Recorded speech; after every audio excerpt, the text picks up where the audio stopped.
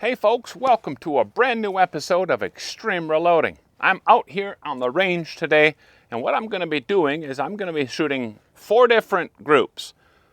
2 of those groups will be fired using Peterson brass, the other 2 groups with Lapua brass. All this obviously for my 300 PRC Barrett MRAD rifle. 2 different bullets though also. I'm using the Berger 220 grain Hybrid Target match and the Hornady 230 grain A-TIP match. So I've got one set with Peterson brass and Berger bullets, one set with Peterson brass and Hornady bullets, one set with Lapua brass and Berger bullets, one set of Lapua brass and Hornady bullets. Got that? A little bit confusing perhaps, but I'll try to keep it straight as we go through the entire video. What I'm doing now is I'm doing my second load workup. The first load workup, you may have caught that video. The description will be in the link below. That first workup just established where I had safe powder charges. And now what I'm doing is I'm kind of narrowing it down, and I'm looking for 2 different things. I'm looking for what we call the optimal charge weight. I call it seeking the sill. That is a place where even if the powder charge changes a little bit, the muzzle velocity is pretty much the same. In other words, when we graph it, it looks like a sill. It is flat in that area, or relatively flat. The second thing I'm working for goes back to kind of a ladder type of test, harmonic node idea. And as I'm shooting these, every one of these rounds has got a slightly different powder charge in it. I'm using 0.3 of a grain increments of powder charge. What I'm looking for is 2 bullets with different powder charges that impact on the target at about the same place, or very, very close to the same place. In other words, they start creating a pretty nice group. If we could see 2 to 3 bullets consecutively do that, we're in good shape. We're kind of golden, as you might say. So I'm shooting this bullseye target at 100 yards from the prone position. Let's go ahead and get started.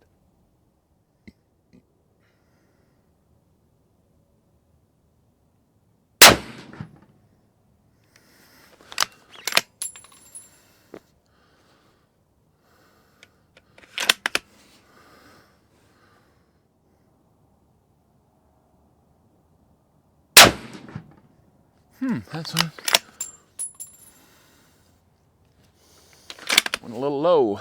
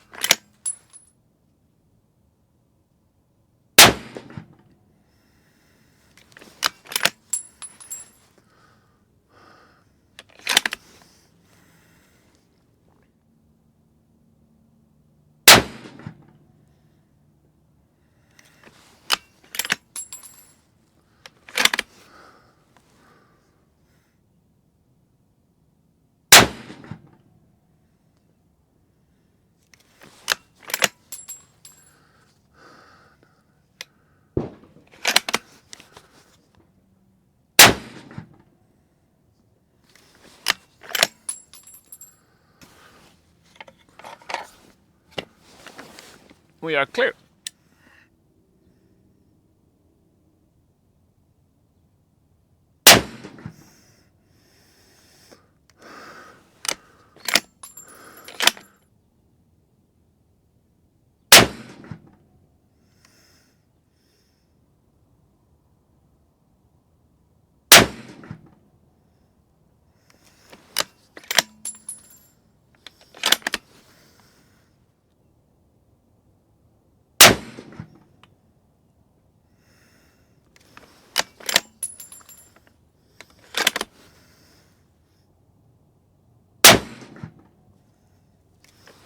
That's interesting.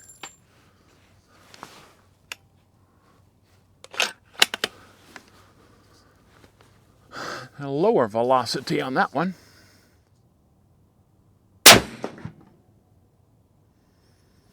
There we go. We are clear.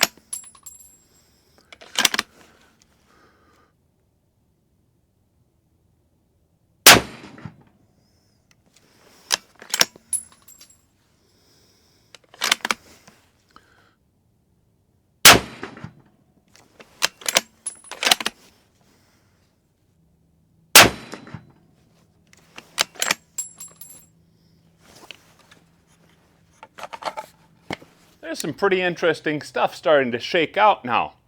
For instance, I don't know if you realize this, but even though every one of these groups that I fired, these strings that I fired, were shot with different powder charges, the groups themselves actually still shot pretty precisely. In other words, I was getting, for the most part, 1 MOA or even sub-MOA on all these groups, save for group number 1, which was about a 1.5 MOA group, again shot at 100 yards. Now, I didn't measure these groups because it's not really that important at this point in the load workup and the load development, but I thought I would just mention that. Maybe you already kind of took note of that anyway.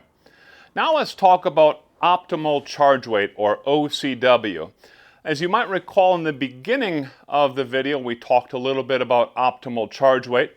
And the idea is that as you work up a load with different powder charges like we did, and to make this work, you cannot have very large intervals between those powder charges. The 0.5, 0.6 grain increments that we used previously for kind of the coarse determination of safe powder charges for this particular rifle, that won't really work for optimal charge weight. 0.2, 0.3 grain powder charge increments is what you need to use. What we look at, and this is important to be able to download your data from the lab radar, let's say, what we look at is a graph. And here we're looking at powder charge along the x-axis and muzzle velocity along the y-axis. And specifically, this graph is for the Berger 220 grain bullets. The Lapua brass actually produced a pretty nice, reasonable optimal charge weight SIL, ranging from about that 75.4 to 75.9 grain powder charge. Relatively flat. We didn't see a very good SIL for the Berger bullets when they were loaded in the Peterson brass. When we looked at the Hornady bullet, 230 grain Hornady A-TIP bullets, Peterson brass, Lapua brass, really didn't see a nice SIL being produced there at all. So that's a little bit disappointing, I guess, not the end of the world. But certainly we saw a reasonable SIL. I wouldn't say it's a really, really strong SIL, but pretty good optimal charge weight determination with that 220 grain Berger bullet and the Lapua brass. And by the way, those rounds 3, 4, and 5 in that string varied by only 13 feet per second. So that's pretty good. Exploring the harmonic nodes is quite a bit more interesting. Let's take a look first at group number 1, or string number 1, the number 2, number 3, and finally number 4. What I'm showing here is the bullet impacts in order. So the first round fired has the number 1, second round fired shows the number 2, and so on and so forth. Really nothing too interesting as far as a harmonic node is concerned. And recall that a harmonic node is, again, while we are using slightly different powder charges, a strong harmonic node will be a place where several of those rounds are going to impact really close to one another. If we get two impacting close to one another, that's okay. It's a little bit weak. And of course, what we saw with string number 1, really nothing. Nothing really shot close to one another subsequently. The same can be said with string number 2. String number 3, shots 1 and 2, pretty darn close, so that's kind of interesting.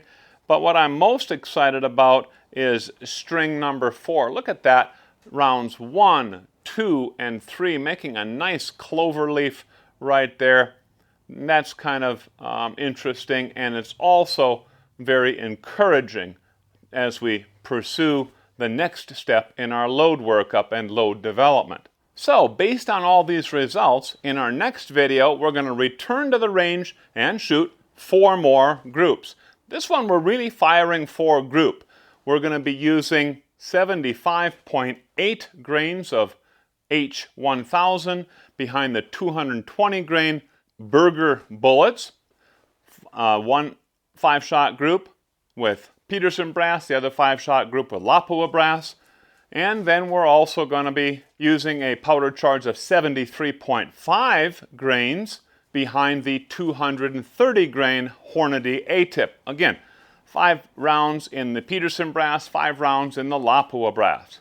I'm not discounting any of these yet. Far too early in the load development to do that. And while I'm looking forward to our next trip out to the range, I'm not convinced it's going to be the final trip. We might want to do some additional tweaking to this load development, but of course it's too early to tell because we haven't shot it and I don't know the results yet.